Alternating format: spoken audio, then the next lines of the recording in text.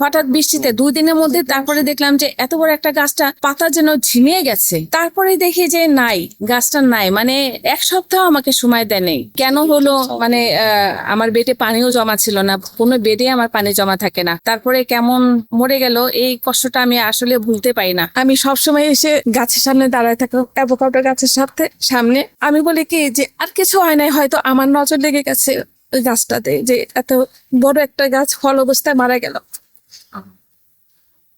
মানুষ তো ডায়েরিতে অনেক কিছু লেখে, জীবনের গল্প, এটা হিসাব হিসাব, আর আমি লিখি গাছের কথা। 2টা ডায়েরি আমার, 2টা ডায়েরিতে একটা থাকে আমার গাছের যত্ন সম্বন্ধে, আরেকটা ডায়েরিতে থাকে আমি যখন কোন গাছে কোন সারটা দিলাম, কি বারে দিলাম, কয় তারিখে দিলাম, সব লেখা থাকে। যত্ন করলে এরা ঠকায় না কখনো, গাছ কখনো কাউকে ঠকায় না। বলে না যে কবজি ডুবিয়ে সবজি খাবো, সেরকম আমি সবজি প্রেমে পড়ে গেছি আমরা। এখানে আমার অর্কিড, এখানে অর্কিড, একটু অর্নামেন্টাল কিছু দিয়েছি বাগানটা, আর এখানে আমি নতুন সংযোজন করেছি, কাঠের এটাই লাগিয়ে দিয়েছি। অনেকগুলো গাছ ছিল, ওখান থেকে খুলে খুলে এখানে লাগিয়ে দিয়েছি। এখানে শিকড়ও বের হয়েছে, এই যে নতুন শিকড়। এটা আমার প্রথম করা।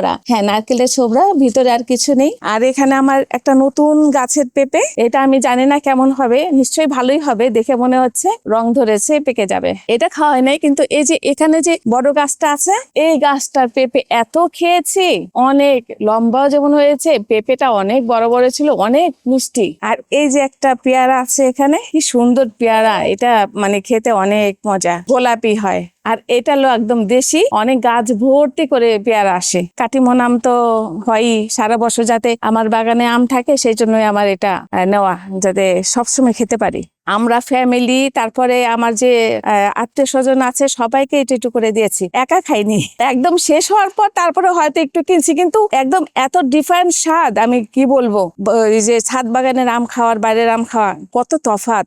আমার হচ্ছে শাইখ সিরাজ স্যার, চ্যানেল আই, উনার অনুপ্রেরণায়, মানে উনি তো ছাদ বাগানে যেমন আমাদের বড় বড় গাছ না, মাটিতে বড় বড় গাছ, তো উনার যখন প্রোগ্রামগুলো দেখতাম, ছাদ বাগানে যে ছোট ছোট গাছে কি সুন্দর আম ধরে আছে, এভাবে আম হাত দিয়ে পারা যায়, তখন থেকে আমার খুব আমের নেশা, যে আমিও এটা করব। আমরা যেমন শহর কেন্দ্রিক, আমরা সচরাচর অনেকের গ্রামের কিছু থাকে না, যেমন আমারও ওইরকম নাই, যাই, কিন্তু আমি চাই যে সবসময় যেমন আমার ছেলে মেয়ে, আমার নাতি যারা আছে সবাই খাবে, ঠাস করে তার গ্রামে যাওয়া যায় না। তো আমরা এখান থেকেই আমার সংগ্রহ, আমার আমটা হয়ে যায় ভালো মতো। গ্রামে যখন দেখতাম ছোটবেলায় যে পড়ে পড়ে থাকতো দেওয়া, এখন দেখি না, আমার নাতি মনে চিনবেই না যে কি এটা ফল। তো আমি রেখেছি, এখানে হচ্ছে।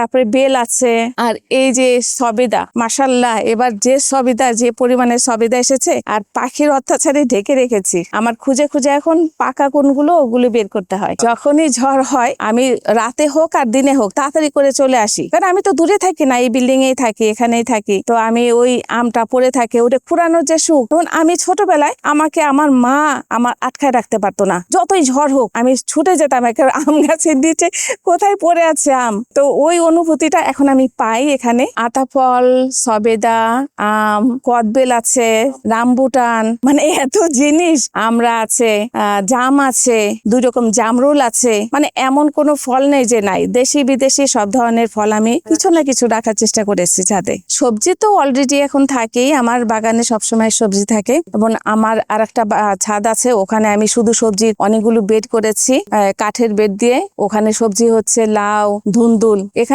যা আছে তার থেকে ওখানে অনেক বেশি আছে। পেয়ারা গাছ যে অপেক্ষা করি, রোজই পানি দিয়ে তাকিয়ে থাকি যে কবে পেয়ারা গাছে ফুল আসবে, আবার আম গাছের প্রতিও কবে বোল আসবে। তারপরে দেখলাম যে না, হয়ে যাচ্ছে।